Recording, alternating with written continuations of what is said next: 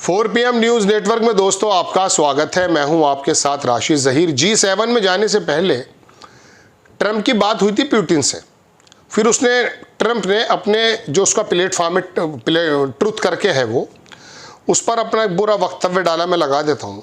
उसके अंदर सारी बातें उसने लिखी हैं बेसिकली ईरान और इसराइल के बारे में कि आप लोगों को मेज़ पे बैठना चाहिए, मैं आपका समझौता करा दूंगा, वो समझौता करा दूंगा जो मैंने भी पाकिस्तान को और हिंदुस्तान को लेकर कराया है। ट्रेड की बात कही, रोमान गए। लगभग 13वीं बार बता रहे हैं एक पत्रकार के 13वीं बार ये जिक्र कर चुके हैं। हमारे मुंह से कोई बात ये नहीं निकल पाई अभी तक कि जी आपने कौन सा फैसला करा दिया, हम आपके कौन से दरवाजे पे गए थे साहब, आप होंगे अमेरिका के राष्ट्रपति। लेकिन बात ये तो सुनिए कि हमने आपके यहाँ एप्लीकेशन कब लगाई थी, पाकिस्तान आपके पास दौड़ा आया हो या तुम पाकिस्तान के पास गए हो, ये बात दीगर है। लेकिन वो बार बार जलील करता है इसी प्रकार से। खैर, ये तो हो गई पुरानी बात।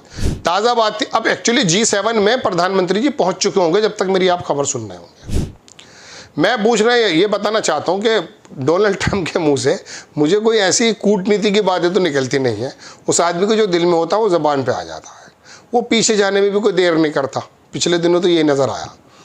अगर उसने इसी G7 के इजलास में बड़ बोला तो वही। आजकल मसला यह है दोस्तों, देशों की कमान अब आप समझ लीजिएगा कहाँ कहाँ छिछोरे लोगों के हाथ में आ गई है। वो बंदा अगर बोल गया, सपोज करो कि मोदी जी की मौजूदगी में कि देखिए अभी हमने, ये तो मेरा अंदाज़ है वो तो इंग्लिश में बोलेगा खैर, लेकिन चलिए वो इंग्लिश में बोले कि look brothers, I made the ceasefire between Pakistan and India to show the program of the business। इस प्रकार की बात उसने अगर कह दी, आप ये बताइए मोदी जी क्या करेंगे? जवाब देंगे? देंगे जवाब। और उस आदमी का कुछ नहीं पता। उसने अभी व्हाइट हाउस में जब गए थे प्रधानमंत्री जी, उनकी मौजूदगी में भी बहुत सारी बातें ऐसी कही हैं जो मैंने आपको पहले बताई हैं। अब JD वैंस की तरह अगर मोदी जी उखड़ के बोल दें, जवाब दे दें, JD वैंस नहीं, वो यूक्रेन का जो वो बंदा है, क्या शानदार आदमी निकला, ब्लैक टी शर्ट पहने रहता है। मैं भी अक्सर ब्लैक टी शर्ट पहनता हूँ, वर्दी नहीं पहनता। JD वैंस को ट्रंप के सामने हड़का दिया, तो ऐसा जिगरा तो ज़बरदस्त चाहिए। वो हार गया हो या पिट गया हो वो बात दीगर है, लेकिन वो लड़ा कितना ज़बरदस्त है ये तो देखिए। 4 साल से लड़ रहा है पुतिन। ये भी रशिया भी दुनिया की एक तीसरी, चौथी, पांचवी, दूसरी ताकत तो है ही, उसके काबू में नहीं आया। अब बहरहाल मदद ही देनी बंद कर दी तो बात दीगर है। लेकिन मैं कहना चाहता हूँ मोदी जी करेंगे क्या उस वक्त? चलिए, वो स्थिति ऐसी पैदा हो सकती है। अगर ऐसी स्थिति पैदा हो गई तो देखिए, सबसे पहले तो जवाब देने के लिए हम बैठे हैं, मतलब हम जहाँ तक भी हमें लोग सुनते हैं ट्रंप साहब को, ट्रंप तो नहीं सुनेगा हमें, लेकिन ट्रंप के मानने वाले इसी ट्रंप को जिताने के लिए यज्ञ कर रहे थे अभी लोग। ये भारतीय जनता पार्टी के कार्यकर्ता, हिंदू संगठन के, RSS के, ऐसा लग रहा था इनका फूफा हो। ट्रंप आ जाएगा तो दिल इधर धुल जाएंगे। उसने इतने ज़्यादा वार करने शुरू कर दिए। मैं रोज़ाना सुबह को उठता था कि स्टोरी क्या बनाऊँ, ट्रंप की तरफ से स्टोरी आ जाती थी। एक बड़ी खुशी की बात है, वो खुशी की बात यह है कि हमारे देश के पत्रकार, गोदी मीडिया के तो नहीं, अलबत्ता यूट्यूब के और थोड़े लिखने वाले, मुझे अच्छा यूँ लगा, कुछ लोग तो पहले से लिख रहे हैं, मुझे अच्छा यूँ लगा कि मणिपुर पर, पहलगाम पर, कूटनीति पर, इंटरनेशनल मुद्दों पर वाकई बोलने लगे। मुझे बहुत अच्छा लगता है। असल में अच्छा मुझे यूँ लगता है दोस्तों, क्योंकि मैं थोड़ा सा बहुत पहले से ही ये रशिया, ये अफ़गानिस्तान और तमाम ये ईरान और ये इसराइल, इनकी खबरें बनाया करता था पहले भी किसी चैनल्स में, तो मुझे थोड़ा सा मज़ा भी आता था इनकी स्टोरी बनाने में।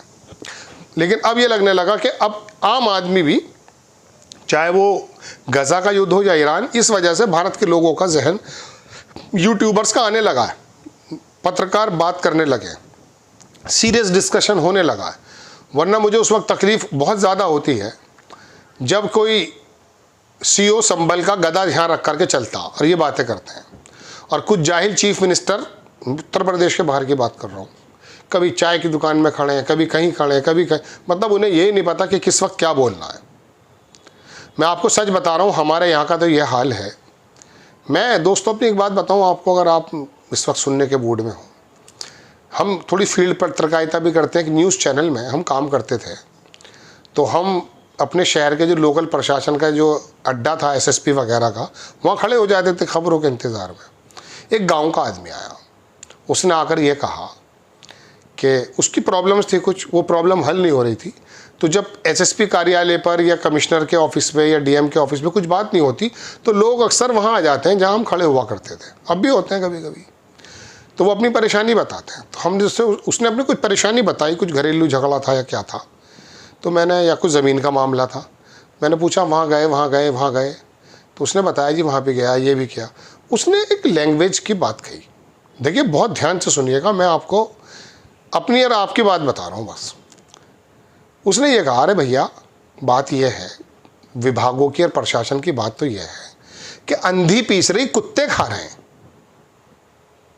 मेरी समझ में वाकई वक्ती तौर पे नहीं आई ये मिसाल, लेकिन मैं उसका भाव समझ गया था कि ये जो विभाग हैं, ये जो तमाम हमारे जर्नलिज्म का क्षेत्र है, ये लोग उन कामों में लगे हुए हैं, और मतलब जिसका दशा और दिशा सुधरने की बात तो छोड़ो, वक्त और पैसा बर्बाद हो रहा है, और दलाल टाइप के लोग हैं ना, कुत्ते खा रहे हैं, और दलाल टाइप के लोग अपनी हंडिया सेक रहे हैं। तो दोस्तों, मुझे जब भी किसी मैं कचहरी जाता हूँ तो मुझे लगता है समय, पैसा, सलाहियत, मतलब तमाम चीज़ें लगने के बाद वहाँ क्या हो रहा, पेशकार बैठा हुआ उसको ज़रा सा फ़र्क नहीं पड़ता कि ये केस 40 साल से चल रहा है, 4 महीने से चल रहा है। ना जो मजिस्ट्रेट और उस जज को फ़र्क पड़ता है। वहाँ पंखा जो चल रहा है उसका बिल भी आप और हम दे रहे हैं, उसकी तनख्वाहें भी हमारे टैक्सेस से निकल रही हैं। अब आप कहेंगे हम तो इनकम टैक्स ज़्यादा देते नहीं, माचिस तो ख़रीदते हो ना, टैक्स देते हो, सड़क पे चलते हो टैक्स देते हो, मकान बनाते हो टैक्स देते हो, माचिस से लेके हवाई जहाज़ के बीच में जो भी प्रक्रिया टैक्स देते हैं हम, तो हमारे टैक्स से उनकी तनख्वाहें चल रही हैं, लेकिन चल रहा है, वकील भी चल रहे हैं वहाँ पर। तो मैं ये देखता था कि विभागों में, ये तो मैं वहाँ की बात बता रहा हूँ कचहरी की, वहाँ तो वकीलों की से कुछ तेज़ी भी आ जाती है, लेकिन दोस्तों बात यह है कि ये चल रहा है। अब ऐसे ही देश के अंदर मैंने भी एक एपिसोड बनाया कि प्रधानमंत्री साइप्रस क्यों गए, इतनी सी छोटी सी इकोनॉमी है, एक छोटा सा बिजनेसमैन की भी ज़्यादा होगी, 135 बिलियन की है, 30 बिलियन की, ना कोई कारोबार है, ना कोई इंडस्ट्री है, ना कोई एमओयू साइन उन्होंने, कुछ जुआरियों का अड्डा ज़रूर है, मगर कोई पूछने वाला कि महामहिम क्यों गए हैं वहाँ पर, या क्रोएशिया क्यों जा रहे हो। अब G7 पर आ जाता हूँ कि अगर कह दिया ट्रंप ने तो क्या होगा।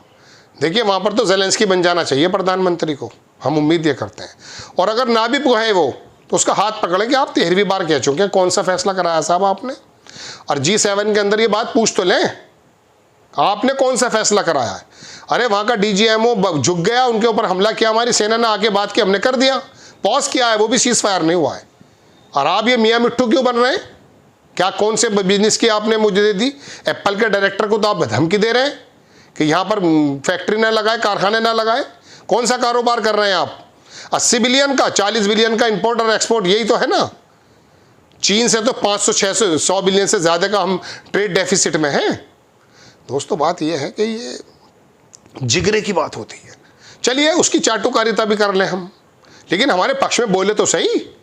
हमारे पक्ष में नहीं बोला पाकिस्तान में एक शब्द भी, वो दुनिया भर की फैसिलिटीज़ दे रहा है उसको वो। लेकिन चलिए खैर, आपको अगर खबर अच्छी लगी हो, खबर क्या, मैं तो बातचीत ही करता हूँ आपसे, आपके और मेरे मसाइल हैं, तो चैनल को सब्सक्राइब कीजिएगा, शेयर कीजिएगा। नेक्स्ट टाइम किसी खबर के साथ हाजिर होता हूँ। जय हिंद।